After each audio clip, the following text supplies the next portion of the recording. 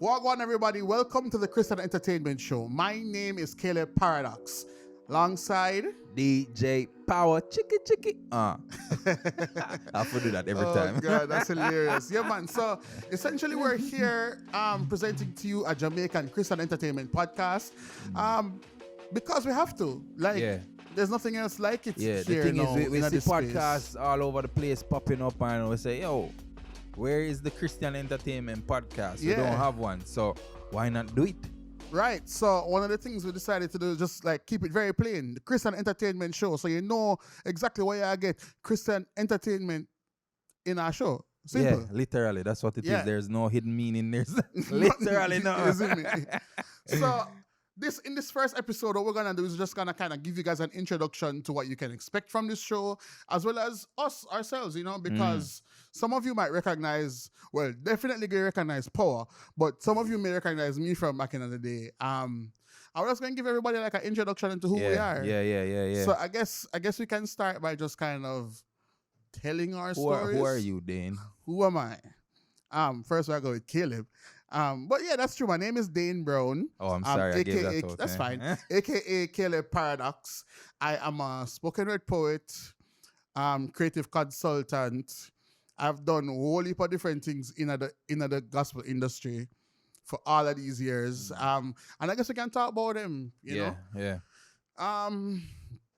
My story kind of started, I guess, when I was in high school. Big up KC, 40 so ever you don't know. Started when I was in high school doing like ISF concerts and stuff like that. Just kind of helping out my school, and I realized that I really enjoyed that type of thing. Ended up started working in media, and I realized I also enjoyed that space as well. So I was doing media, I was doing events pretty early, like still in high school, and I kept growing and growing. Early up when I was in college, I became a part of this group. I founded this group called Kingdom Movements International. It was a kind of ministry / business at the time that was focused on Christian entertainment primarily. So we were doing events, we were promoting artists, we were managing artists and groups at the time, and we were just kind of growing up and building a whole little movement at the time. We had an event that other people know called Exposure. Coming out of that, we had a whole worship conference called Summer Shout in Spanish Town coming out of that as well. And artists like AIU, myself as a poet, and the whole Kingdom Poet / Encounter Culture movement that was happening in Kingston back in like the 2010 to 11, 12, that time, came out of that movement. So KMI was a huge time in my life and in my interaction with gospel, So I really thought that was like a pivotal moment, if you ask me, or the first like major pivotal moment in me entering the Christian entertainment industry. What about you? Yeah.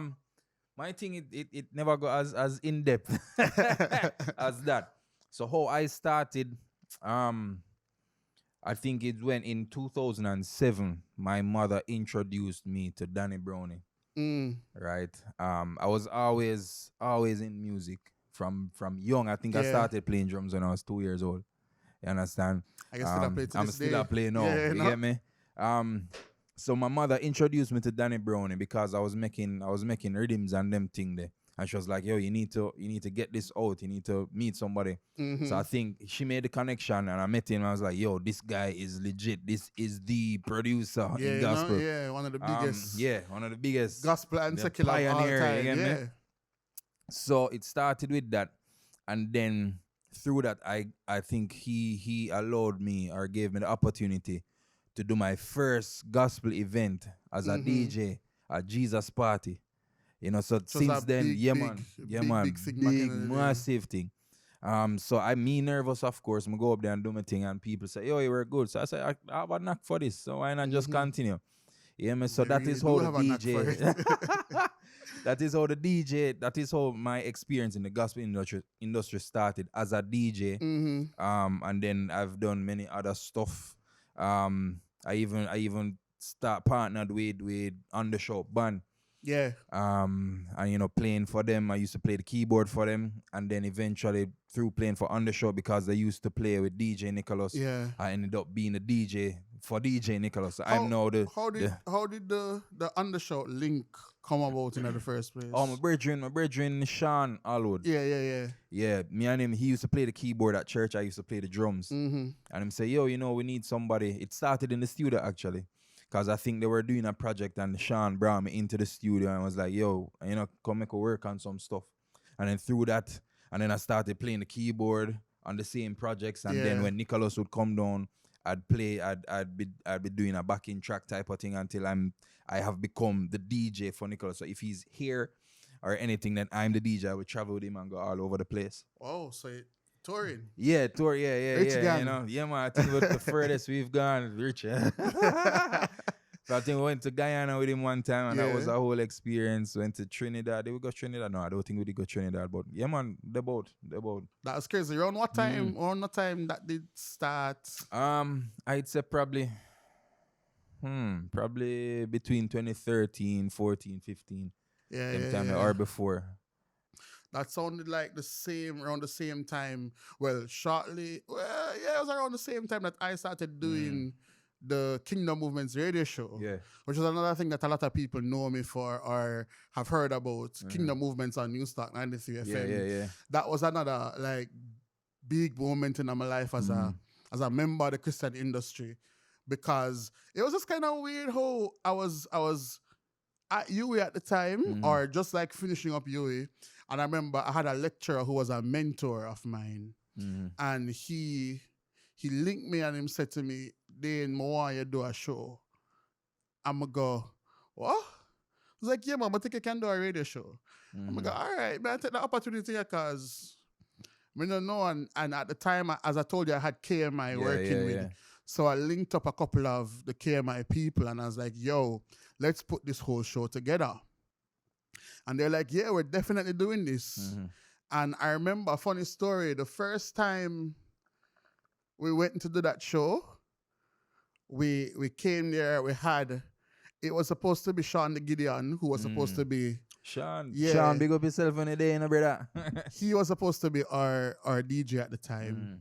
And Sean came to the show. Me, Shanzi was our producer. Shanzi from KMI was our producer. Dalmin was there. And J Roots was the other host at the time, was Caleb, and J A Roots. long time this. Yeah, you know, right? And I remember we went to the studio the first night. Show started at 6 o'clock and we went there, walking in, like we owned the place, and a bus open door and walk through the studio. And a guy came out to meet us and saying, "Good night, like, what you doing here?" I was like, "Yo, we have a show at 6 o'clock. And he was like, "Oh, you're a guest?" I was like, No, we have a show, like it's our show at 6 o'clock. And he's like, but my show starts at 6 o'clock. Rockstone. And at that moment, to realize, even though my lecturer had told me that that's when we're starting, it wasn't fully communicated to everybody yet. So we tell the brother, they say, "Him show I get cancelled." So you firing basically. Me not say that, but you see me. So it was like a little awkward situation. I'm gonna call the lecturer, him kind of clear up some stuff. And we end up not starting that night. It took us another maybe 2 months to start, which meant that Sean the Gideon, who you know him role with Praddy, my part of Radical Yard and them thing there. He actually went on tour with Praddy, I think. Like shot like the week or two after.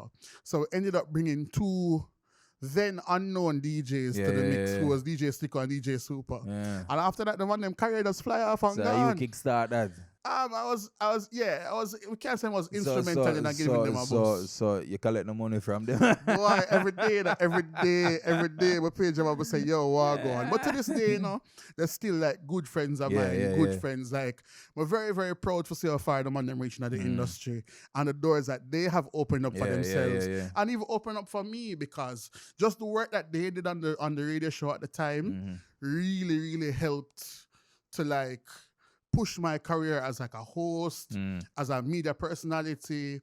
So people would have come and book me to do things, to host shows for them, to appear at them events and stuff like that, simply because of the work of that radio show. And it opened me up to know a whole heap of things in the industry, meet a whole heap of people, talk to a whole heap, because you know we had the interviews and them Yeah, something, yeah, so we yeah, had yeah. talk to a whole heap of different artists.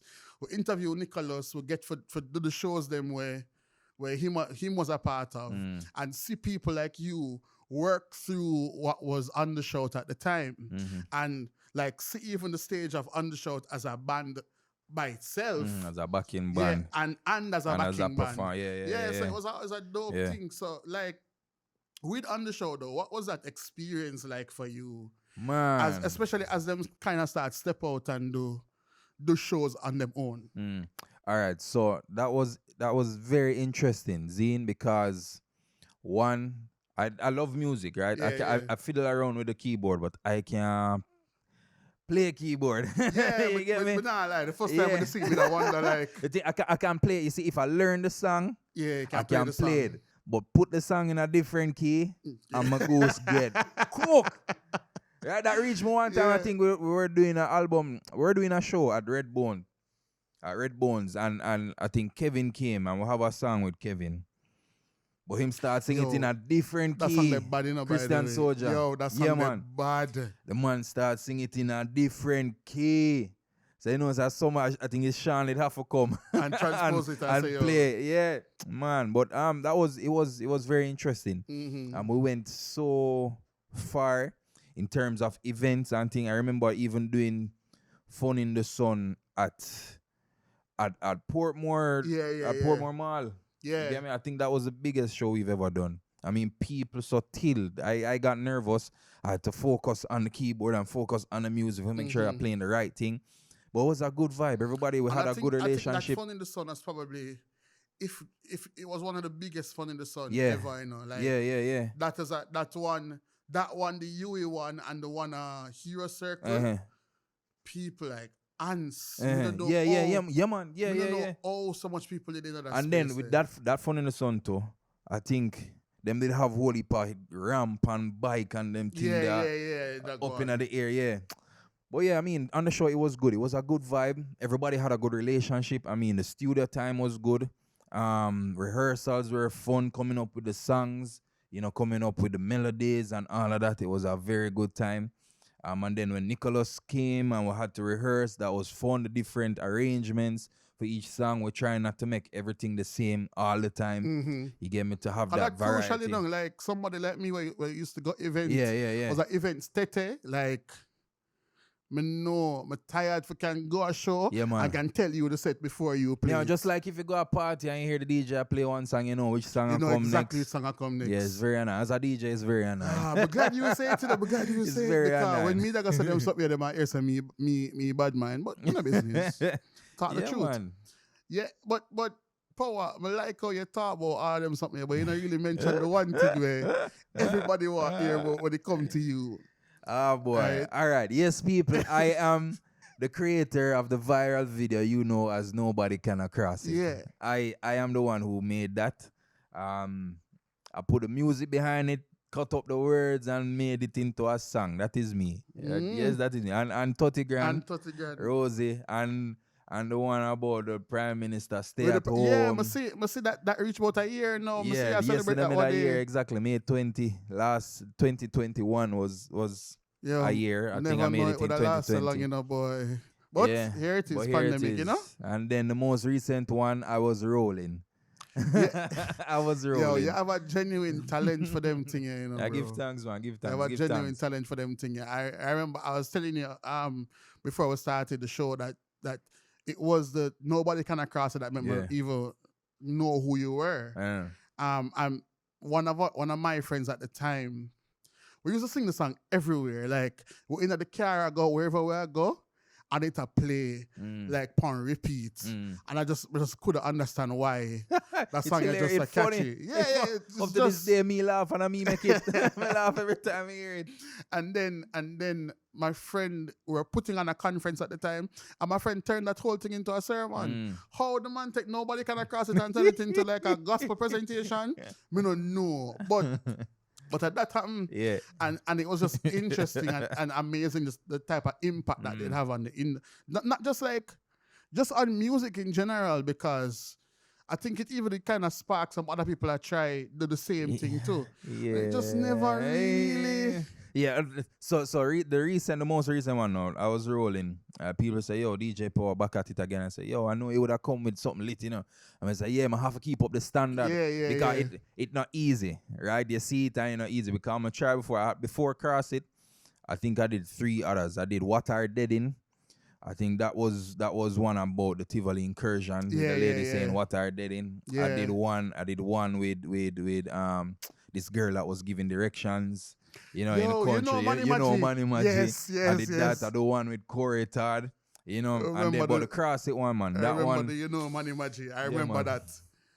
That So was a vibe too. I used to sing that song too. That's really you know, weird Manny for me. Magic, you know. Yeah. That was a vibe. Man. So, like all of that kind of come together in terms of as something that was weird to me when people said to me, say, yo, you were a Christian. I mean, I say, I do them something. Yeah. Yeah. Whole heap of people, I think the Friday after it came out, I was on Smile Jamaica. And Neville had asked me, or Simon was said, so you're a gospel DJ? And I said, yeah, I'm a gospel DJ. And it's like them shocked. Like, oh, you know, look like a Christian and everything. I think it was that interview on Smile Jamaica that I believe say it was a Christian for real, you know, because everybody did that say it, and even like one of your friends, like one of our mutual friends was saying it to me. I'm like, I don't believe you. And she's like, yeah, what, would you go school with him? No. I mean, I said, I don't care. You're wrong. You're a liar. But the TV, the interview when me hear you say it out of your mouth. And then to see you play at all these shows since then and just a standard of the work, amazing. I give thanks, amazing. Bro. Respect, and I know respect. like a huge part of that was, a huge part of that was like the impact that people like Danny Brownie has had on you and giving you that type of boss. Yeah. I think the first rhythm I played for Danny in basically just shoot it on and say, yo, that don't sound good. You get me? So kind of, and him said what he said about it was that the instruments never sound real, which was true. It was Fruity Loops at the time, used them stock instruments and really didn't have no form of processing around it or anything like that. So it led me now to research and to get instruments that sounded real. I might not have the best tools or anything, but if I can get close to the realest as possible, then I can work with that. So that push everything, right? For make the standard, keep up the standard. Yeah, man, it's been a very interesting few years. Very interesting. This year make 10 years since Cross It. June 11, yeah. And I think if we're going to do a Cross It remix, but we're not get to that. Let's see. Let us see. Yeah, 10 years. 10 years, it kind of bring me back to, what was 10 years ago? 2011? Yeah, that was prime, something that time for me. KMI time, which moved into the radio show. Yeah. And then another major thing that they kind of impact my career was when I signed on as a director at Armour Studios. Yeah, man. I remember when Armour come out. In fact, I think you guys did link me to and say, yo, because there's a whole bunch of things that we did want to do that was still never get close to the, we still never really get the chance to carry out. I'm kind of upset about that, but life go and time go, you know. Yeah. But yeah, man, that time with Armour, what we decided to do at the time was to say, when we look at the best movements in a music and the best like culture shifting things in the industry, it was a groundswell coming up. It was like I don't know how much you guys familiar with like Biggie and Fee movement, like Notorious B.I.G. and for them movement, where it was a whole the whole team what them have as artists, and Biggie did that make everybody and then push them or even man them from straight out of Compton who's the NWA. Same thing, the man them say, all right, watch you know, we have a bunch of artists and we're gonna push them forward. And that's kind of what we decided to do with Armour. And we had people like a lot of underground people, like J Project was the leader. And we had Blue Eye Stepper on board with us, Jason. We had DAJ, St. Matthew, where affiliates were always around. Minister Bless. Yeah, like even he was on some of our songs. Like we started to push a whole movement, you know, and the whole point of it was to get something going in a gospel again, because at that time it kind of dry. Like Yeah, them time yeah. that Nick did just move on, and like we never really have that little Mhm. that movement the way we don't want it, you know.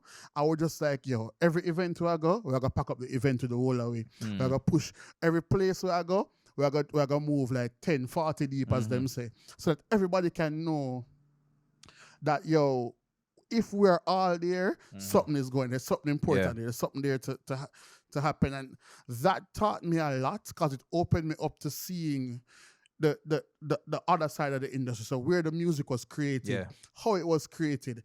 I remember sitting down in the studio when we were creating Jason Mighty's Holy Ghost Brought Me Down. Yeah, I remember the rhythm. Yeah, I remember I remember when we did the rhythm. Funny story about that, you know, the guy who did the rhythm, Kaz, who is no longer with us, R.I.P. bro. Kaz did the rhythm, and we're like, yo, this is the song. This is gonna be the rhythm we're gonna put to like crossover international zine. And Kaz ended up sell the rhythm to somebody else. Like the same one on yeah, no, it's a different one. So the rhythm that we originally had planned for it, and put it ended up in a pack because he was a producer with another group. Yeah, yeah. And it ended up in a pack with that other group by accident. And that got sold to, I think, was the Elephant Man. And I was like, no. And Kaz said, yo, don't worry, man, I bounce off back something else. And he did something that was pretty close to it, that kept that same vibe, you know? And I was really happy because we were able now to send that to Jason Mighty. And one day I got me telling the story of how that song came about and what Jason Mighty actually sent us first and how awkward it would have been if that actually came out. But that is for other episodes. We can't tell everybody what go on now, you know? But yeah, it was a very interesting time, like just seeing how music was broken down, meeting a whole heap of other artists and seeing a different side of them. Because you know, when you're interacting with artists on a show or on an interview, a more professional level. Yeah, or it's on a professional level. But when you get to see the artists as them creating the song. Yeah. Right? Like I remember going to a studio late one night, going to Undershow studio actually. Late one night with DAJ and J Project. They were actually recording for Upgrade Rhythm.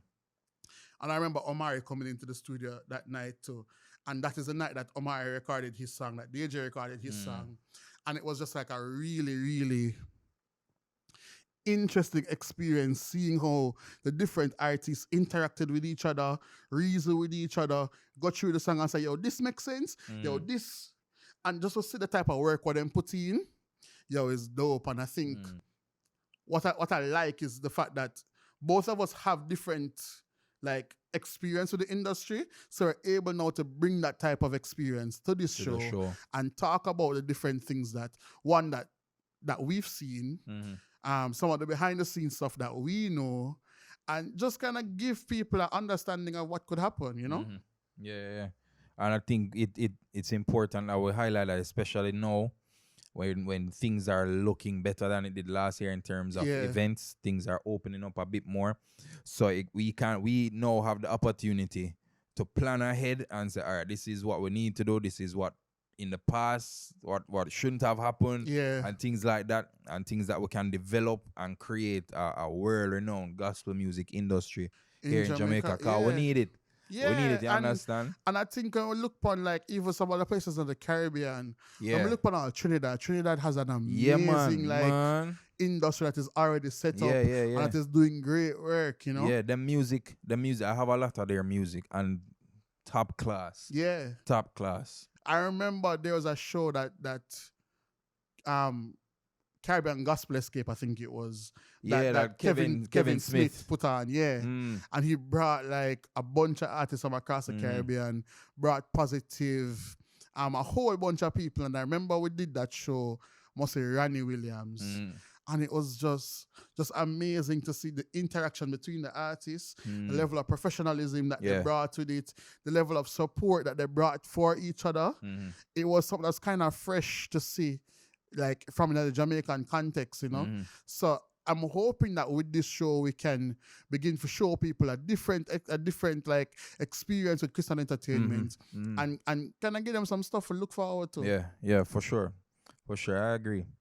But yeah, I think that's it. That's it for the first episode. Yeah, I'm gonna think of for saying no whole heap of things. Like looking forward though, like what are some of the things that I know our very next show that we're gonna talk about? That's something that I know I'm looking forward to this conversation. I hope you are looking forward to that type of conversation. Is our top 10 show. Our top because top events, top song, top artists, yeah.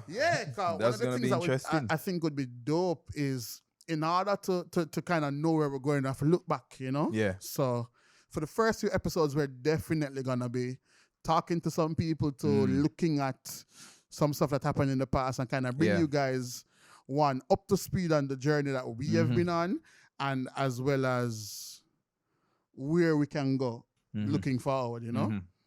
Yeah. Right. It's a good place as well because, you know, I've wanted to do this for a while. Yeah. I've wanted to just talk about the industry for a while. Shout out to you too, you know, because if I never for you, we wouldn't start with the recording, you know.